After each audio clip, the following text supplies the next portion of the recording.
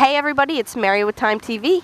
We're here at Universal City Hilton for a night of honor where all the celebrities are gathering for a great cause benefiting the Iraq Star Foundation, a foundation which provides free reconstructive surgery for our soldiers injured and returning from Iraq.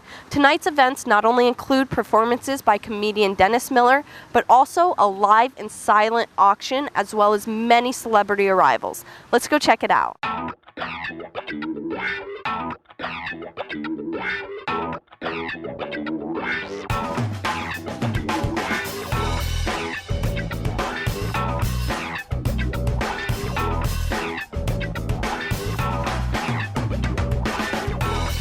Built this bike at our shop. It'll be auctioned off, I think, tonight, and hopefully it'll bring a lot of money for a good cause. It's a beautiful bike. Where did you come up with the design for it? I mean, where did the idea come from? You know, we have Jason Poole in our shop who designs it, but you know, Christy came and Gary came to our shop, and they kind of went over some of the things that they would like incorporated in the bike, and you know, then basically we took it from there. And how much time does something like this take? It depends, you know what I mean? A couple weeks by the time it's fabricated, and then it goes out to paint and powder coat, and then comes back and does assembly, so it's a couple weeks. Okay. So for people who haven't seen your show yet, what is the most difficult part of building a bike that you put into it? The most difficult part, the design? Is it the body? I think it's the fabrication, the design, and then it's the fabric. The fabrication is always the most intricate part of doing a bike. Absolutely. Well, it's a really great thing that you're donating this. The troops, I'm sure they appreciate it themselves. Do you have a message for the troops overseas? Be careful.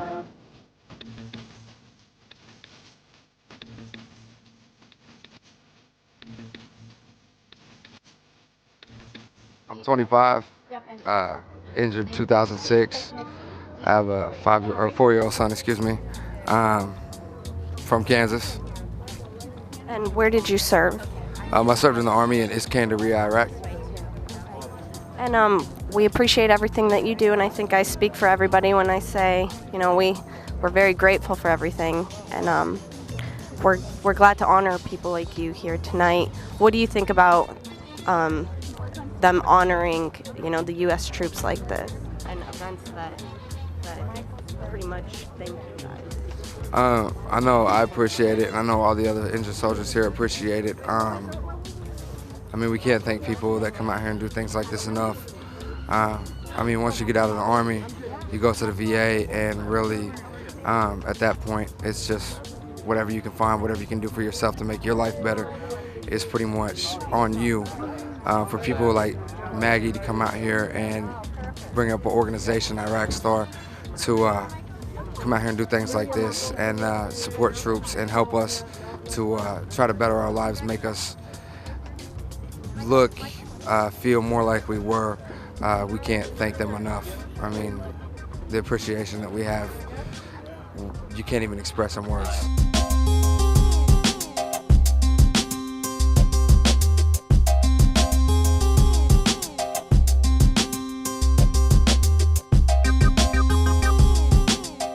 Yes, actually I'm a retired Army captain. My last deployment had been in Bosnia, and I actually developed a blood disorder and got very sick and was sent back to Walter Reed, diagnosed with the blood disorder, and everything started to just really spiral downward, and the Army admitted me into Walter Reed. They retired me immediately, placed me on imminent death status with 24 hours to live.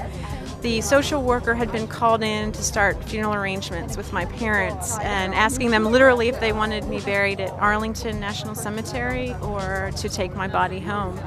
And just through the grace of God and the amazing doctors and nurses at Walter Reed, I pulled through their efforts, and I am here today. However, I did lose my left leg, vision in my left eye, and I have large areas of scarring on my legs that the Iraq Star Foundation is definitely going to take a look at and see what they can do to help me get my shape back, so to say. That's really great. A lot of people came out to support this cause tonight. Your story is very inspiring, and a miracle. You know, it's really great to hear that there are stories out there like this. Do you have any advice for the troops who are still overseas right now? Well, just to definitely keep fighting and to stay strong and to know that everybody back here, whether it's your friends, your family, your fellow soldiers, fellow wounded warriors, that we're all behind you and that we keep you in our thoughts and prayers and hope that you make it home safely.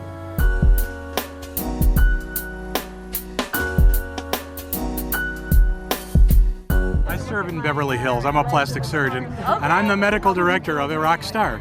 And, you know, we've taken a lot of our plastic surgeons around the country who typically are doing cosmetic surgery, and we have 250 who volunteered to help out with our returning veterans from Iraq and Afghanistan who have injuries that really are not being taken care of completely, not through any lack of anyone's trying, but they just too much to take care of by the medical facilities and the VA together. So we're all here to help. And LaShawna here is one of our veterans, our honored veterans, and she's had a lot of work done to get this far. And look at that beautiful smile. But Mary, do you want to tell them what happened? A little bit about yourself? Yeah, my name is LaShawna. I was hurt into crit in 2003 when the IED blew a truck up, and I lost my right kidney, part of my large intestine, part of my small intestine, my spleen. I broke both my orbits in my eyes and missing all my teeth. Long story short, I was brushing my teeth one day and they all came out.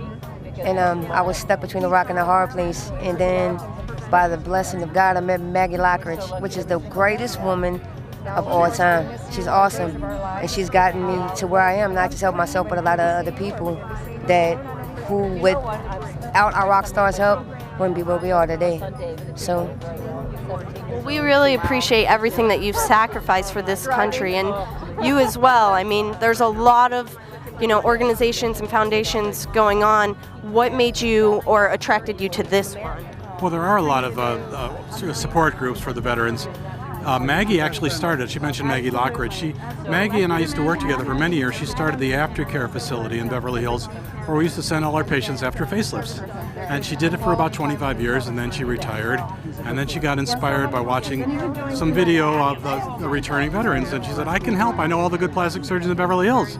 So she called me, and we said, "Maggie, this isn't a Beverly Hills thing. This is a national thing." So we started calling the plastic surgeons around the country, and we got tremendous response. Everybody said, "Sure, just count me in."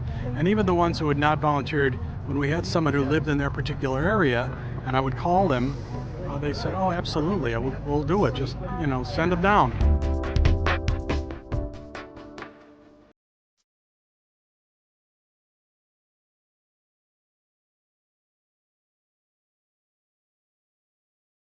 Norman Leaf is a friend of mine, and I spoke to him about this about 3 years ago, and was at the event last year, and obviously I'm a big supporter, big believer in what the work that they're doing, so I would be here anytime he asks. Absolutely. So there's a lot of, you know, fundraisers going on, a lot of charities. What attracted you to this one, or what caught your eye about this one? I think it's a perfect program. I think I just got back from Brazil working with Operation Smile. And I love the idea of highly qualified people doing a highly skilled job for people that couldn't normally get it.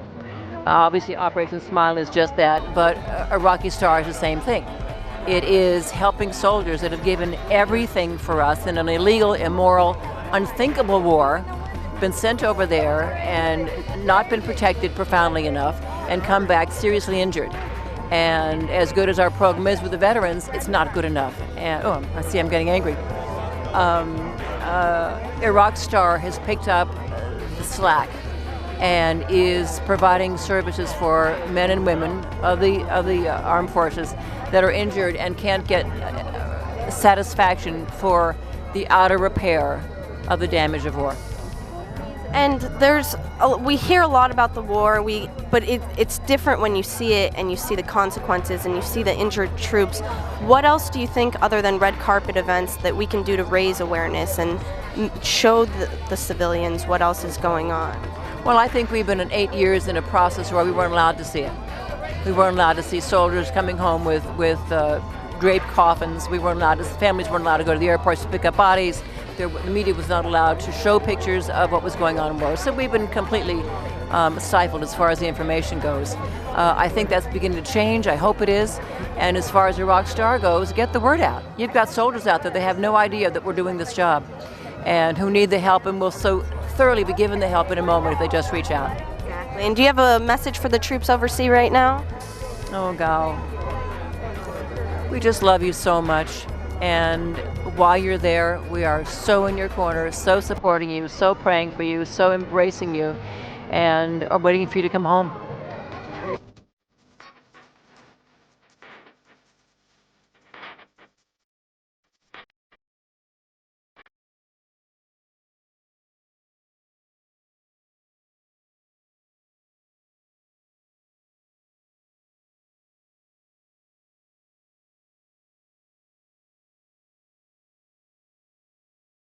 Dr. Garth Fisher in Beverly Hills, California. All right. Can you tell us a little bit about how you first heard about this fundraiser?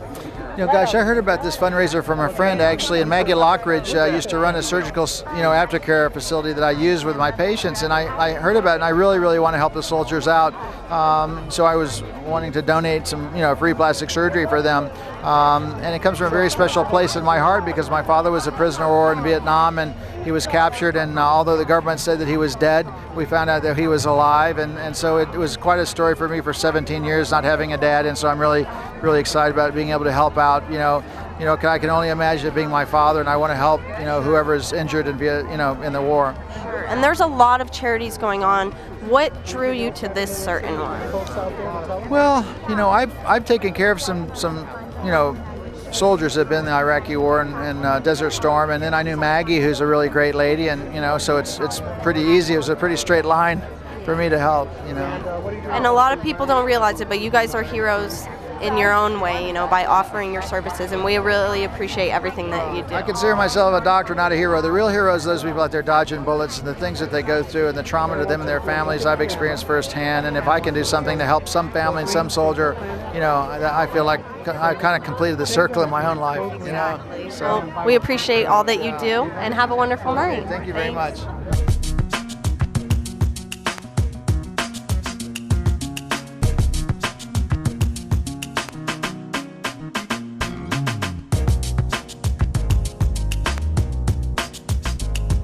Well, Christy Swanson, who's very involved in this, she played my mom in a movie I just did, and I'm coming back here. I'm working on my Disney show, and she told me about this event. She told me about what it does and how it benefits and helps not only show support but give a second chance to people who have shown so much support and sacrificed for us.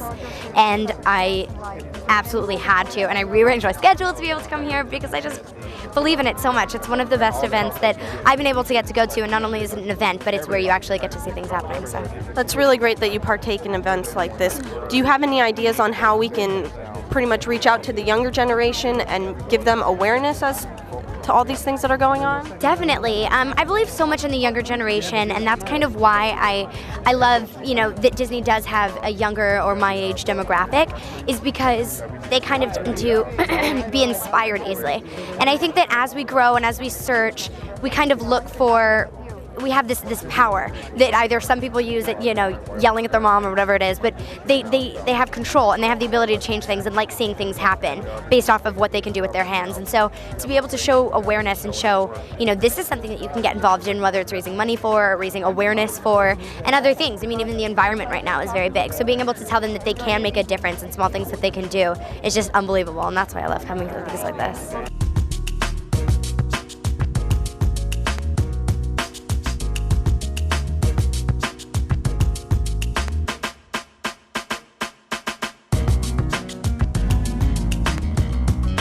Well, I'm a ventriloquist who does impressions. I'm at the Mirage. I'm the headliner at the Mirage in Las Vegas.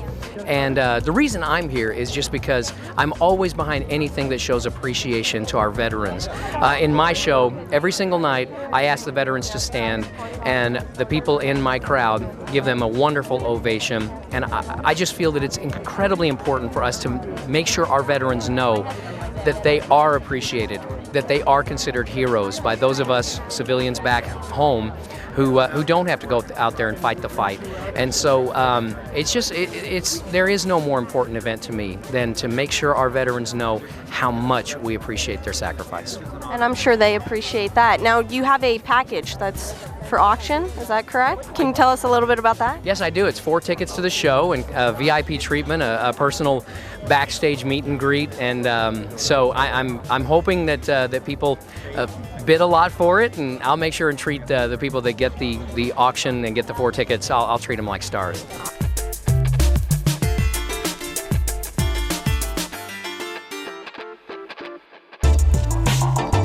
Great turnout. You know, it's a nice thing to come out and support a rock star, which I think is a great organization. Helps guys coming back from Iraq and women coming back from Iraq that have, you know, need plastic surgery and that kind of thing. It's a great thing. How'd you hear about this? My friend is Christy Swanson. She's involved with it, and she got me involved, and that's who brought it to my attention. Yeah.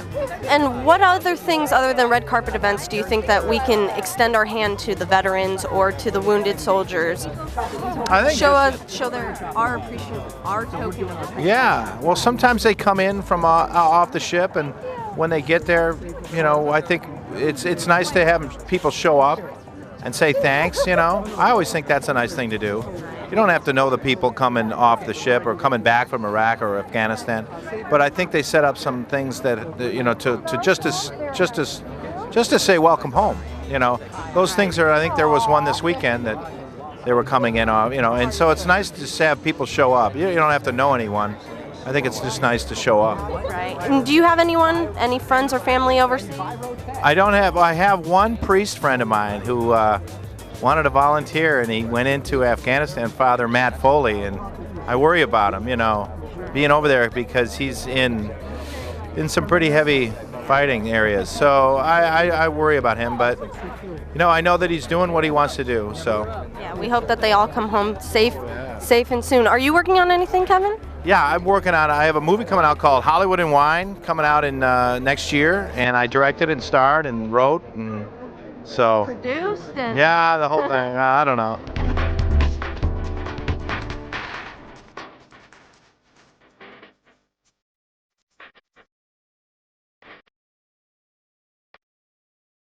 Well, actually, we are involved with Cineron, and we are doing a project with them called the Gretchen Project, and we just got back from the south of France over there doing a lot of, what would you call that? That's Gretchen's technically a beauty correspondent on behalf of Cineron, and is kind of searching the globe looking for the next and latest with regard to aesthetics and beauty. So the fact that Cineron is willing to donate a lot of their time and services back to Iraqi Star is really obviously an amazing thing, and we're huge supporters of the cause and huge supporters of Cineron. And Gretchen, how did you get involved with something like that? You know what? They actually came to me and asked me to be a beauty correspondent for them. They actually liked the idea that I was one of the few people that haven't gone under the knife. And so, I mean, that's really what it came down to, was they thought that that I'd be a good match with them and you know, presenting their company. And they know that I'm actively involved with charities, and it's something very dear to my heart. There's a lot of misinformation in the marketplace because I think people read some of the magazines, they see services that certain companies are promoting, saying that a celebrity is using this to stay young. And Gretchen's really kind of become a mythbuster when it comes to beauty. She's out there finding what really works, what doesn't work. You know, do these creams work? Is this a safe procedure? Is it not? So it's been a very interesting and, I guess, cause to her heart, because she's slowly becoming, I don't know what, a spokesperson for young women around the world who are, you know. I hope so. I hope to be. I really hope to be, because I think that there's so many methods nowadays that you can help maintain your beauty without having to go under the knife. And I think a lot of people think it's just for the rich and famous. And really, there's technology now that's available to the everyday person. And I'm one of those people. And so I'm trying to get that message out to everybody, and also be a mythbuster to all the things that you read in the magazines that aren't necessarily true. Exactly. So let's talk reality. I hear, okay, the OC, it's coming back.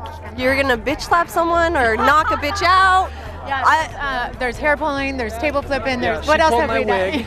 And I threw a table on her. Yeah. No, you know what? It's funny because the OC, I think we like to call ourselves a little bit of the classier group out of all the franchises. Out of all the out of all the Real Housewives. No, you know what? We just do different things differently. I mean, we're just a different group of girls, and you know, at the end of the day, we say what we want to say, but we don't do it in a way of flipping tables or pulling each other's wigs off. So.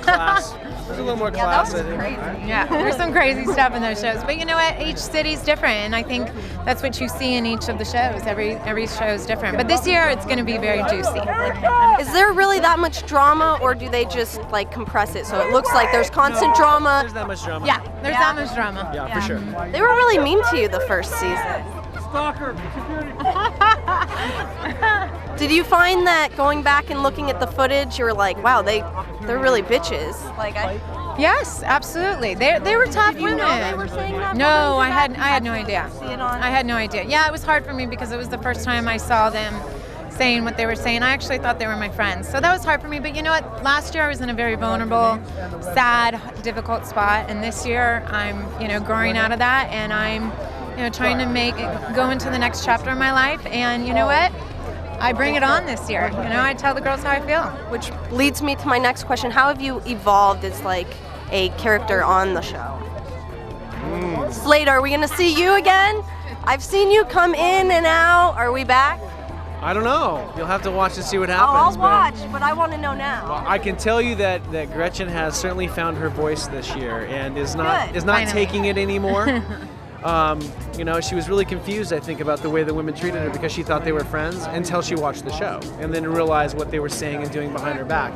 So, I've been proud of her. We've been friends for 9 years. And I've been very proud about the fact that she stood her ground this year. And, I think that's what you're really going to see, this big change in her. She's not going to take it. Oh, so you guys have known each other before the show. Okay. How? Through business, through real estate. Yeah, my corporation used to actually work with her real estate firm. And we became friends some time back. All right, everybody, our night has come to an end. Great turnout. I think it's safe to say not only did we have a great red carpet, but a white and blue one as well. A lot of great interviews. We talked to Kevin Farley, Scott Baio, and Gretchen from the Housewives. I hope you guys join me next time on Red Carpet with Mary.